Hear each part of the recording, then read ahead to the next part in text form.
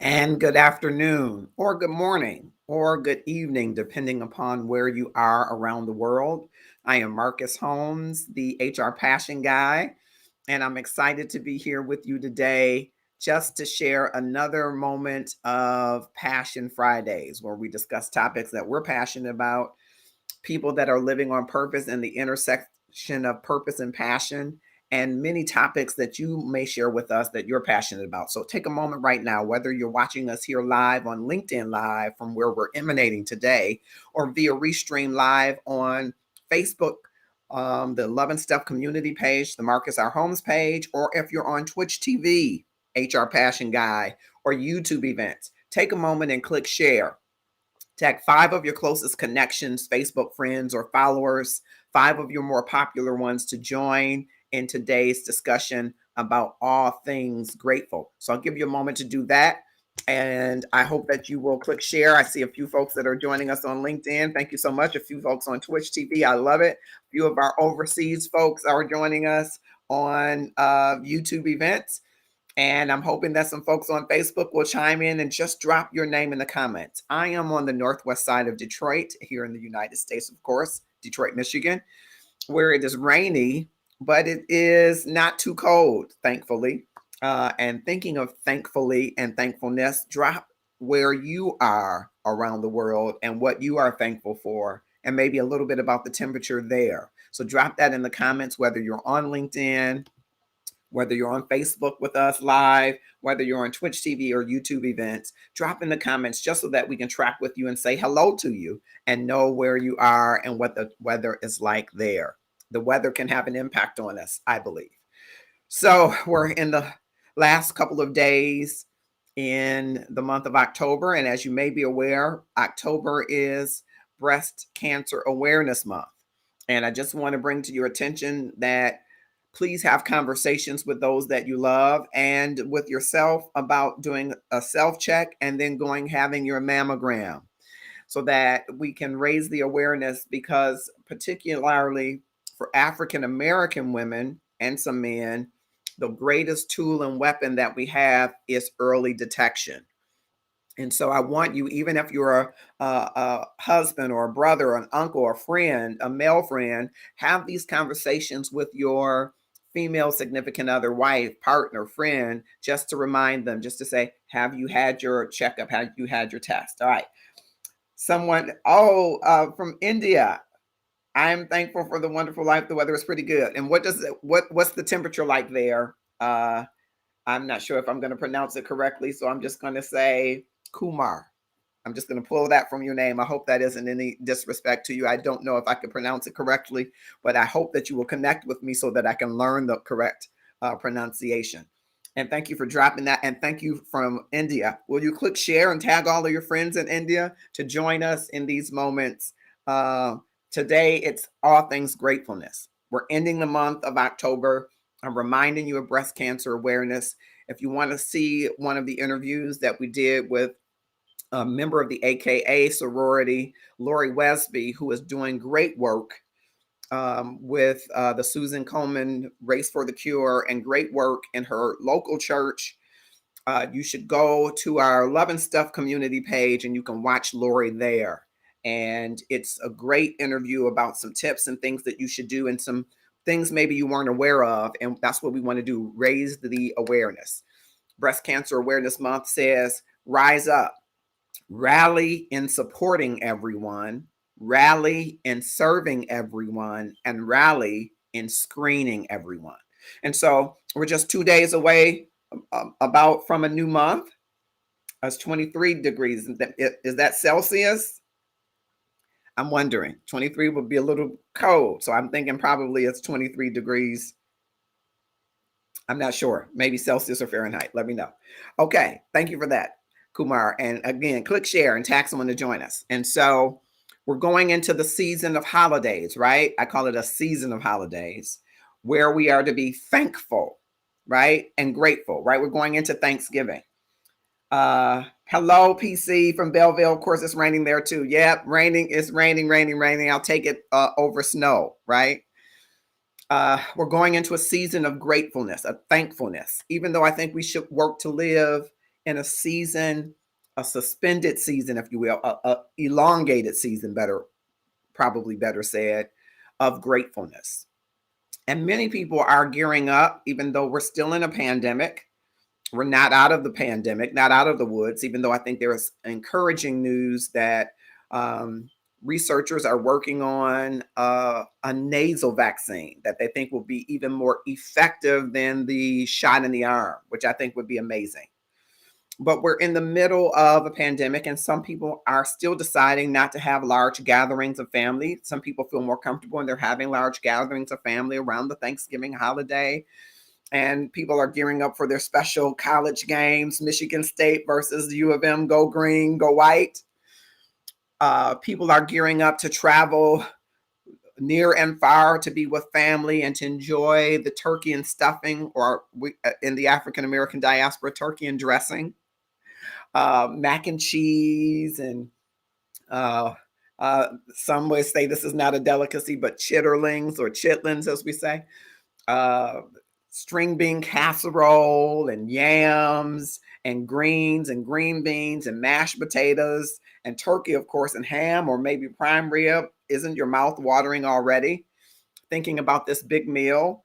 For us, we're going to be, me and my niece, who is like my daughter, we're going back to the parade. They're going to have a parade here locally, and we're going to try our best to be our safest that we can and enjoy the parade. So some return to some of the festivities that have long since been hallmarks of this holiday we call Thanksgiving.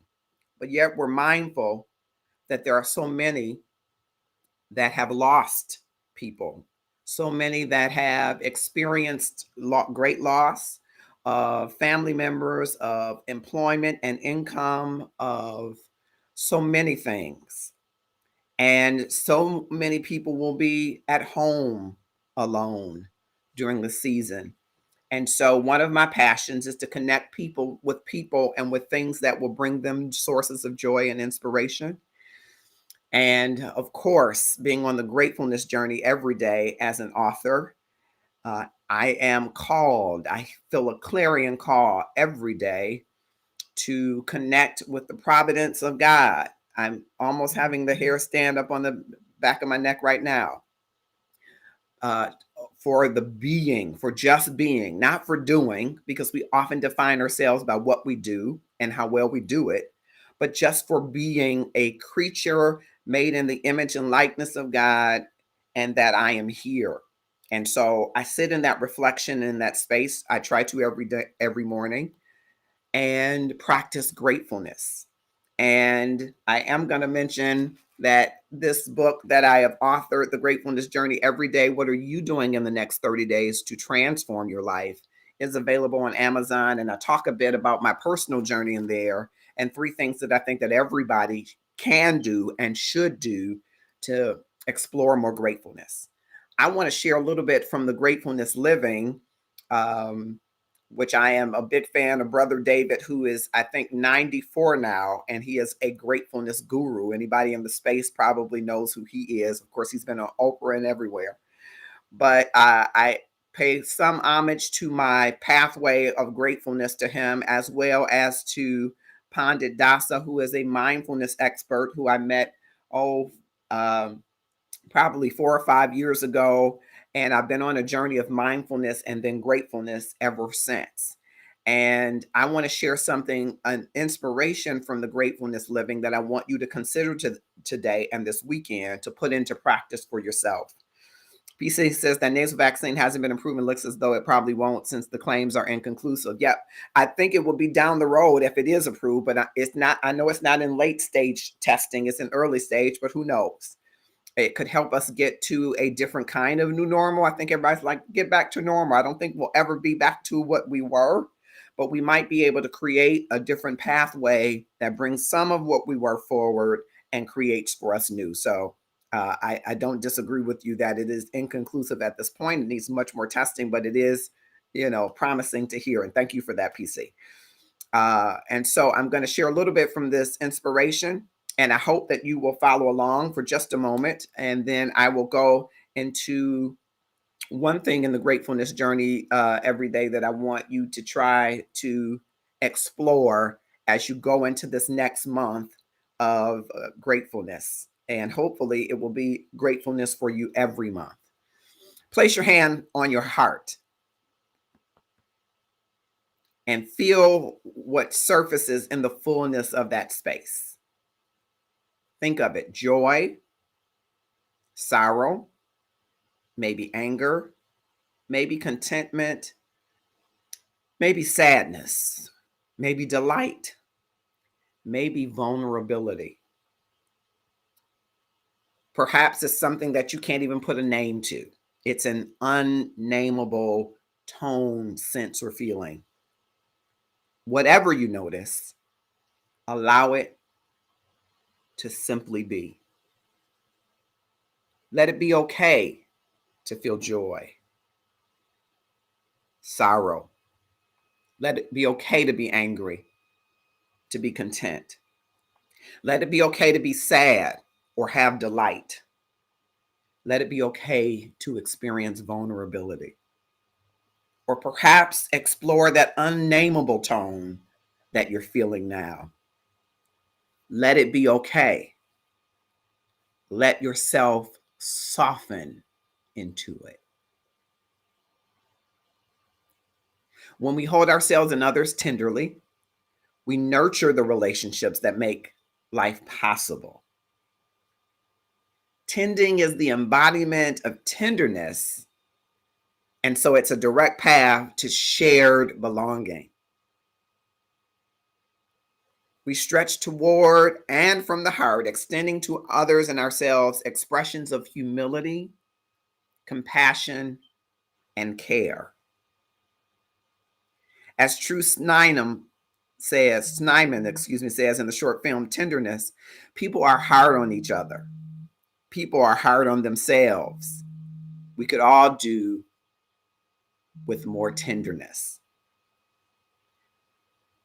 In moments of difficulty, tenderness can serve as a starting place, offering fertile ground for the cultivation of gratefulness. Soften and open up to the unending gifts of the great mystery in which you belong. Soften and feel yourself fortified. Soften, stretch toward and from your heart. And I think it's important, what an important lesson to share, because we are often, very often, hard on ourselves. Many times, things that go right and wrong in our lives, we attribute our efforts alone to them. When we make a mistake, it's our failure.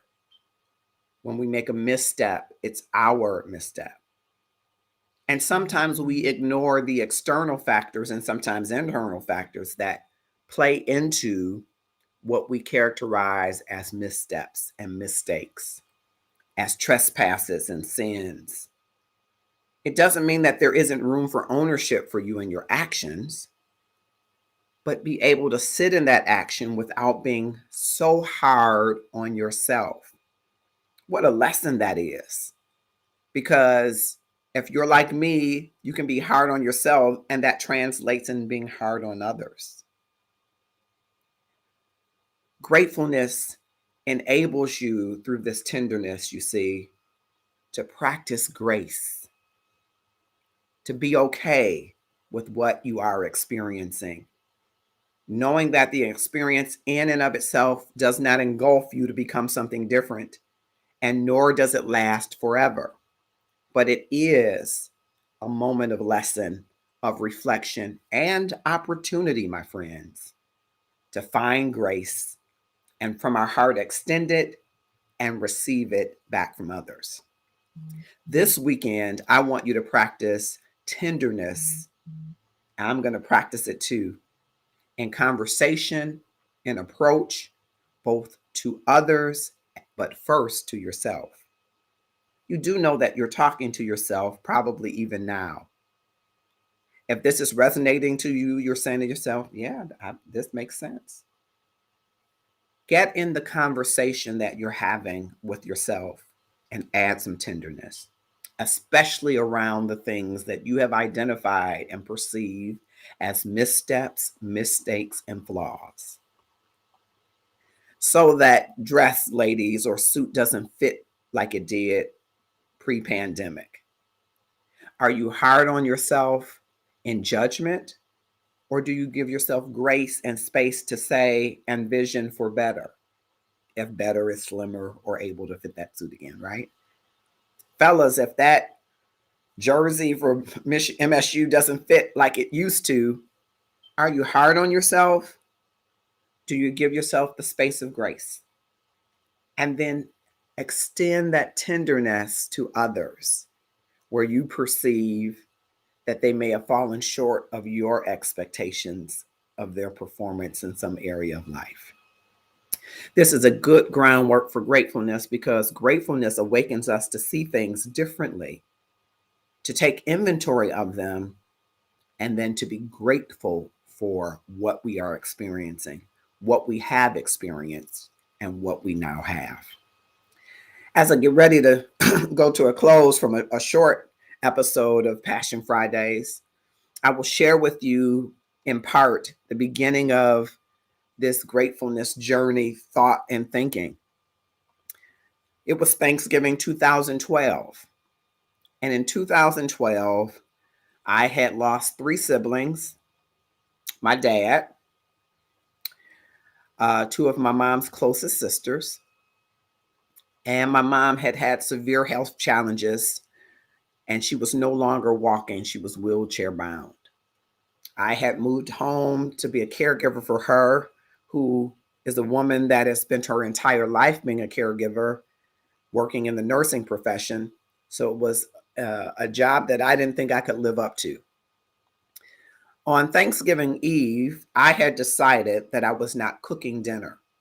You see, my mom was the best cook in the world. And I decided that I would just go to a local restaurant called Uptown Barbecue and purchase a couple of dinners for me, my mom, and my niece, who's like my daughter, Autumn, and maybe one for my nephew, Felix. I went upstairs, and I actually, as I was walking up the stairs, I heard my mom calling to me, but I didn't hear her from other parts of the house for some reason. And I went into her room and I said, yes. And she said, I don't smell any cooking. I said, well, no, you don't. I said, Mom, I've decided that we're not going to have Thanksgiving the traditional way. I'll just get us some dinners and we'll just have Thanksgiving. She said, oh, no, no, no. Come here. And she grabbed my hand and she said, you have the right to grieve as long as you want and however deeply that you want. That's your right. But you must also reserve the right to take inventory of and be grateful for everything and everybody that you have left. Wow, what a profound thing to tell me. A woman whose husband had passed, who buried three of her children, two of her sisters, and who was having her own health challenges, to tell me to be grateful for what I have left. That was the beginning of my gratefulness journey, unbeknownst to me. And of course, I prepared Thanksgiving dinner, turkey fixings and all. I hope to share with you in that we can spend so much time in grief, which is our right, but we have more than the choice of grief and the time we give to it. We also have a right to take inventory of and be grateful for everything, which includes the memories of those that have gone on and everybody that we have left. I challenge you to begin your reflections as you move into this holiday season, excuse me, to begin to reflect, make an inventory, a list of everything and everybody that you have left. No, no, no. I'm not asking you to forget the loss that you've experienced. I'm asking you to remember and rehearse the memories, the museum of memories of all of the people that you have lost. That's a treasure trove that you have left. All of the holidays and all of the walks and all of the dinners and all of the laughs, they're in your memory. And you can pull them forward to bring you more inspiration down your path of gratefulness. It doesn't mean that you don't feel the anger, the discontentment, the sadness, the sorrow. Feel it, soften to it. It will be okay as long as you reserve the right and choose as an option to take inventory of and be grateful for everything and everybody you have left. Whether you're watching us on LinkedIn Live, Facebook Live, on the Marcus R. Holmes page or the Love and Stuff community page, Twitch TV, or YouTube events with HR Passion Guy, I'm Marcus Holmes, the HR Passion Guy, and I'm passionate about people, process, and purpose. And I hope that a part of your purpose is to find the gratefulness journey, get on it, and live in it, and live more gratefully every day. Take good care of yourselves and have a grateful weekend, whether you're joining us from India like Kumar.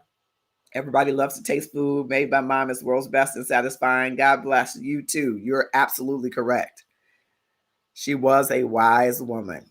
So whether you're watching us from India or watching us from Alaska, thank you so much for being here. I hope you will click share, tag someone else, invite them to join us on the Gratefulness Journey. Don't forget, the Gratefulness Journey every day is available on Amazon, Kobo, and Barnes & Noble. Get yours today. What are you doing in the next 30 days to transform your life? This book and the principles in it will help you do just that. Have a grateful afternoon and weekend, or evening or morning.